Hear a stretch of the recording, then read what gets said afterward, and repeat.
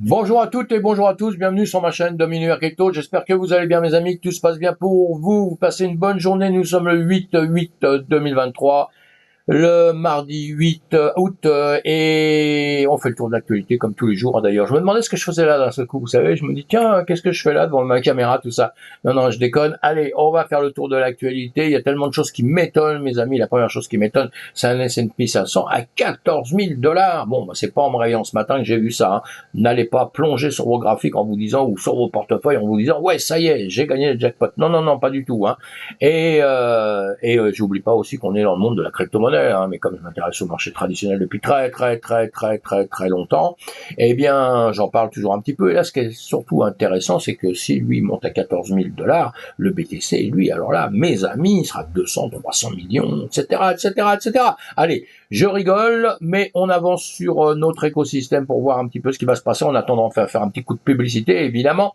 Pensez à vous abonner à ma chaîne si ce n'est fait. Si c'est fait, mille merci. Cliquez sur le pouce et puis laissez un petit commentaire, même juste un petit bonjour. Ça me permet d'avancer dans l'écosystème et vous avez compris qu'on en a toujours besoin quand on est youtubeur. Et moi, j'en ai besoin, en tout cas, pour pouvoir progresser.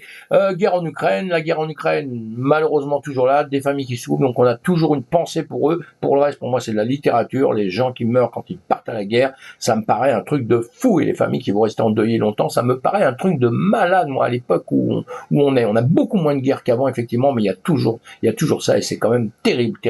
Allez, on a un BTC à 29 296, un ETH 1833, un marché en journée ici, vous voyez BTC, etc. Sur les 100 premières, bon les 50 premières, vous affichez plus, vous avez les 100 premières, hein, et sur les 100 premières, donc si on regarde sur la journée un petit peu ce qui s'est passé, est-ce qu'on a beaucoup de rouge? Oui, on a quand même pas mal de rouge, il y a quand même du vert un peu, mais on a quand même beaucoup de rouge hein, dans l'ensemble, hein, donc ça veut dire que le marché redescend un petit peu, bon ce qui est un peu normal, hein, si le BTC chute un peu ou quoi que ce soit, ça redescend, ce qui est normal. Et là, il baissait en quelques temps, mais là il est remonté depuis tout à l'heure, donc on commence à récupérer un petit peu de vert. On verra ça sur des graphiques.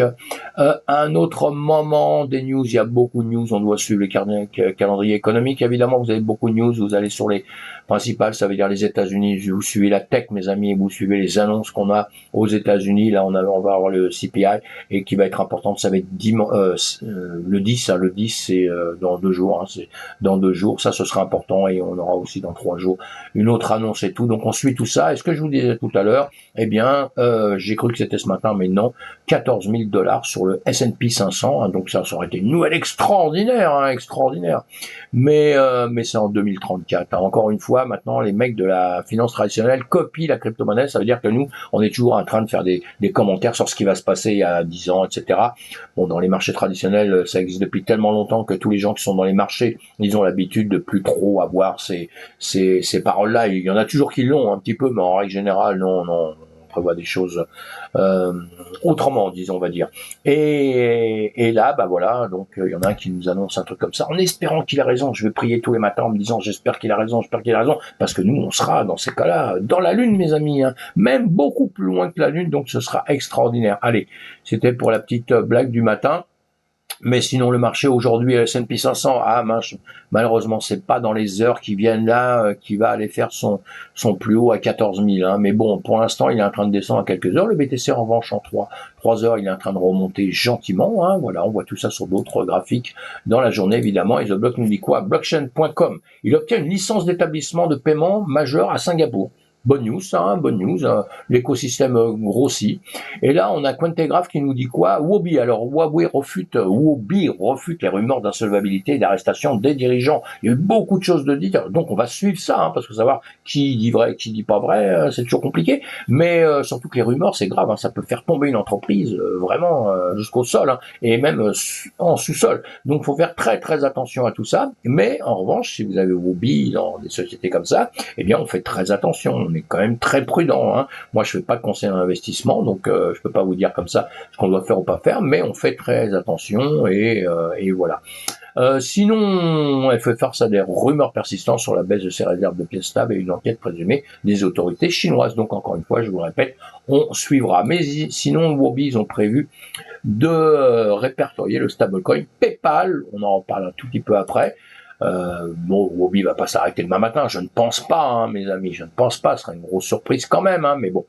Bitstamp lève des fonds pour les produits dérivés européens, expansion asiatique, voilà. Bitstamp grossit, il recherche de nouveaux financements, il y en a qui ont demandé s'il n'était pas à vendre, et là il a répondu Bitstamp n'est pas à vendre, et il recherche activement à vendre. L'entreprise a déclaré gracieusement impliquant notre priorité actuelle et exclusive et de lever des fonds auprès d'investisseurs stratégiques pour accélérer la croissance de Binance en fournissant de nouveaux produits et services de commerce de détail et clients crypto institutionnels. Ils veulent juste grossir, donc pour ça il faut de l'argent, attention, mais après pour le défendre, pensez à bon escient. Cathie Wood s'attend à un autre retard pour l'ETF. Oui, on attend les ETF à une certaine date, c'est pas encore évident ceci, et on pense aussi surtout que la SEC, quand elle va donner des réponses, c'est peut-être tout en bloc et pas étape par étape, parce que évidemment que tout le monde attend pour les ETF, tout le monde attend d'être désire être le premier à pouvoir les avoir pour rentrer les clients en premier, c'est toujours important, hein, vous savez, c'est la guerre, c'est une course un peu, hein, c'est une course, hein, c'est du business, hein, c'est de la finance, c'est compliqué. Le stablecoin de PayPal est confronté à des questions sur l'utilité, les frais d'essence et l'ancienne technologie, évidemment. PayPal, on en parle depuis longtemps qu'ils veulent leur stablecoin, hein, c'est pas une nouveauté, hein. Donc il y a quelques questions qui se posent sur tout ça, et il y a Cryptost qui nous a écrit un article, la fonction de gel du nouveau stablecoin de PayPal.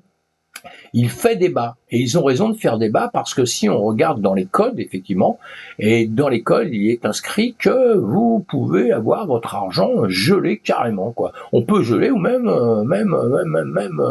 supprimer le solde de votre portefeuille. Donc c'est très très inquiétant tout ça, évidemment. Donc encore une fois, on va laisser les choses avancer, on va voir comment ça va se passer, et on va essayer d'éplucher un peu les news à longueur de temps, et on va pas mettre notre argent n'importe où sans avoir réfléchi, tout simplement. Le Lido, il consolide sa place de leader avec 10 000 nouveaux déposants de TH sur le mois de juillet. Ça c'est bien, hein, il grossit Lido, hein, c'est bien. Et puis Cryptos nous dit encore quoi, ça c'est qui nous fait ces articles-là, c'est Maximilien Prouet. Vous allez dans les sites que je vous cite, vous pouvez aller cliquer, liker, les gens qui nous écrivent des sites, comme ça, évidemment. L'équipe derrière l'explorateur Blockchain Estercan a lancé Blockchain Chat, donc une application de messagerie instantanée. Maintenant, vous pouvez les communiquer de portefeuille à portefeuille, mes amis. Voilà ce que nous explique cet article-là, pour ceux qui vont être intéressés par ce genre de choses. Voilà, parmi les cas d'usage possibles de Blockchain, la communication des Starscan mentionne notamment la possibilité de négocier des tokens non fongibles, NFT, de transmettre des alertes ou des notifications à sa communauté, ou encore la possibilité de se connecter à d'autres personnes lors d'événements relatifs à ETH. Précisons également que l'envoi de messages est sans le moindre frais, cette dernière étant transmise off-chain. Voilà. Donc vous allez lire tout ça si vous en avez envie. Évidemment, ce sont des bonnes news. Ça, c'est l'écosystème qui grossit, qui se construit. Bitdeer de Jian Wu achève l'installation minière de Bhoutan et obtient de nouvelles plateformes pour augmenter sa capacité.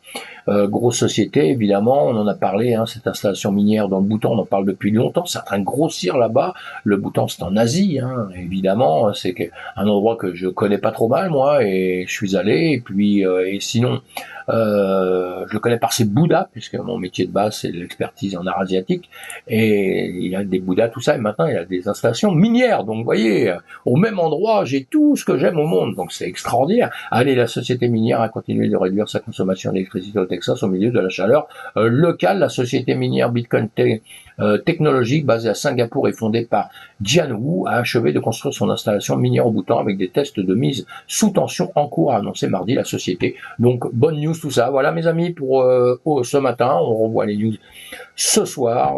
Je vous mets les liens dans les commentaires sous la vidéo, ce que vous voulez éplucher. Moi mon but c'est en un minimum de temps vous donner un maximum de titres. Moi j'épluche beaucoup d'autres choses, je vous mets celles qui me paraissent vraiment le principal, et comme ça nous permet d'avancer dans cet écosystème. À bientôt mes amis, faites attention à vous, et toujours pareil, pensez à ma petite publicité. Bye bye.